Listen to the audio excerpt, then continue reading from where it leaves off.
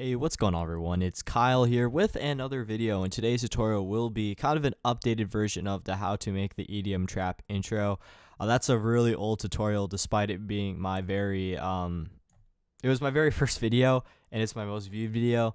And it's pretty much garbage, honestly, in my opinion. So anyways, I'm going to be doing like an updated version on that. It's not going to be the same song or anything, but it's going to be like a million times better because actually things sound good and it's mixed and everything you'd want to hear in a song. So anyways, this is what you guys are going to be making. Hope you guys do enjoy, and here we go.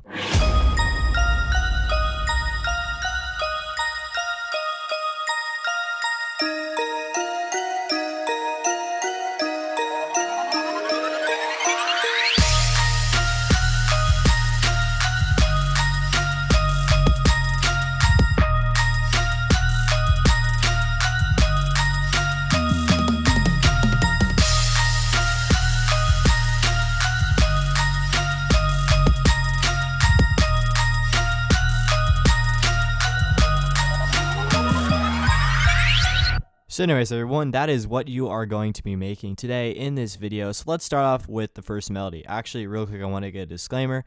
You might be wondering what these are. These are audio vocal chops.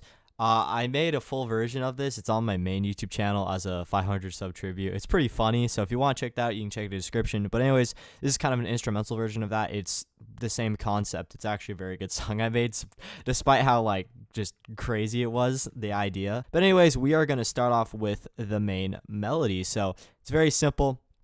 Next is bell. I already see the dislikes coming, I know, but I don't really care. So this is the melody right here. If you want to make a trap melody, as I said in the tutorial, you just got to make a haunting rhythm. That's what I did. I went from D5 sharp, A5 sharp, F5, F5 sharp, and then I repeated that again. This time I went from D5 sharp, A5 sharp, F5, and then back to D5 sharp.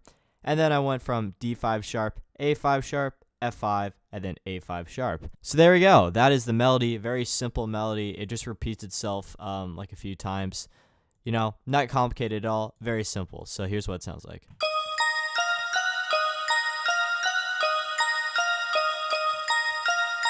So that's the first part, and then at the intro there's also another part, and it's literally the same melody, guys, except it's moved down an octave. So instead of starting at D5 sharp, starts at D4 sharp. So you know, it just sounds like this.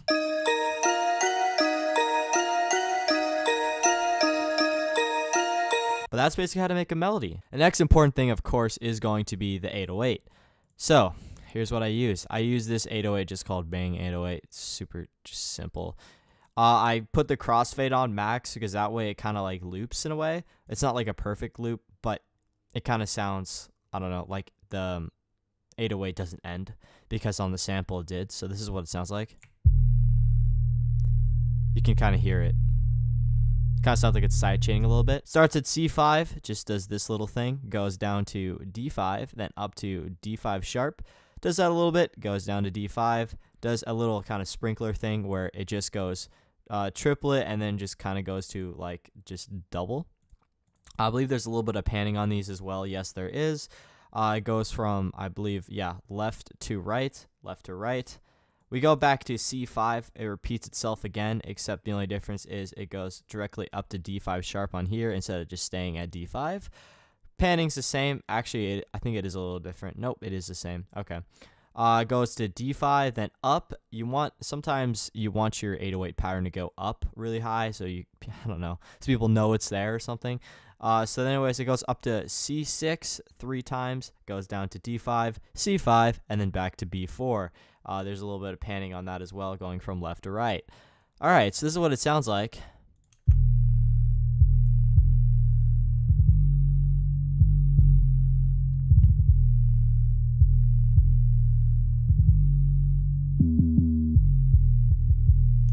So that's the pattern. It's a very simple pattern, but it still sounds good. If you want to combine both of these together, which is what I'm going to do, I'm just going to play the melody and the 808. This is what it would sound like.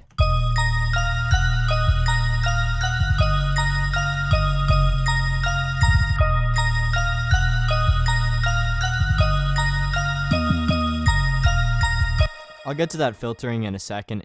It's just a cutoff filter, but I'll show you how I did that. So that is the 808 and the main melody. Very simple stuff. Now, here's the drums. I already see the dislikes coming as well. I just took a pattern. I don't care, guys. This is like a meme song, all right? So this is what it sounds like, the drum pattern.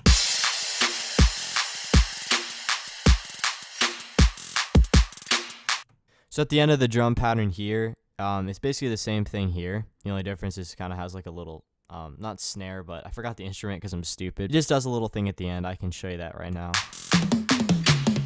So that's all I did really. I just took the claps, the kicks, and the hi-hats, put them together, mixed them and stuff. I'll show you the mixing at the end of the video. So I put that on there. I mixed it with the pluck and the 808.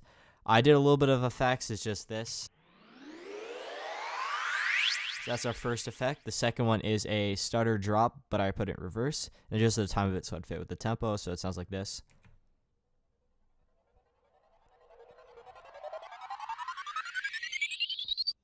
So that's a stutter drop. Very simple. We're going to go down to our filtering. And all it is I just put a Fruity Love filter on the master. Turn the envelope off as well as the resonance. I think that's how you say that. So anyways, that doesn't affect with the sound at all. It's only the cutoff, which is what you want. So I did that, just adjusted the cutoff. So at the beginning, it would just fade up just a tiny bit. You barely even notice it. I bet if I didn't show you guys that, you wouldn't have noticed it. And then here, it just fades down a little bit at this little break thing right here. So yeah, if you listen to the song though, you'll be able to hear that, like the actual sound there, but I'm not going to show that for this video just because it's stupid and it doesn't make any sense. So yeah, we basically have that for the intro. That's pretty much it. The only thing I have to show you guys still is the the sweep. It's filter though, so here's without filter. Just a Kushmir impact that I got. This is the mixing. It's honestly the most complicated mixing I've ever done, and usually my mixing isn't that complicated, so that could be the reason why. But all right, let's start off with the first thing. I just cut off the low end, which I mean I didn't really have to, but just to make it cleaner sounding, so I just cut off the low end, and I didn't cut it off a lot more because the second pattern is lower, so there's more bass frequencies, and I wanted to keep some of those, so I didn't cut off too much. The 808, the mixing I did for that is, okay, it's right here. I just cut off a ton of the high end, and I also boosted a lot of the low bass frequencies because the sample I had wasn't really super bassy, and I wanted it to be a little bit more bassy, so what I did is I just boosted that a little bit. So that's pretty much it. I didn't really do much else mixing in that other than sidechain compression. I'd advise you go check out a different tutorial first, so you would know what this is, but I'm going to try to explain it real quick. So you get a sound, let's say these bells. So you get the bells, you route them to a channel, then let's say you get a kick, so let's get this kick pattern. So, whoops, the kick would be right here, right? You take the kick, route it to a different channel, and then you sidechain the kick to the lead, so for example, the bells. Then you go to your Fruity limiter, and you want to route your kick to the limiter, and then you adjust the threshold and the ratio. So basically when the kick hits, the lead volume goes down when the kick hits.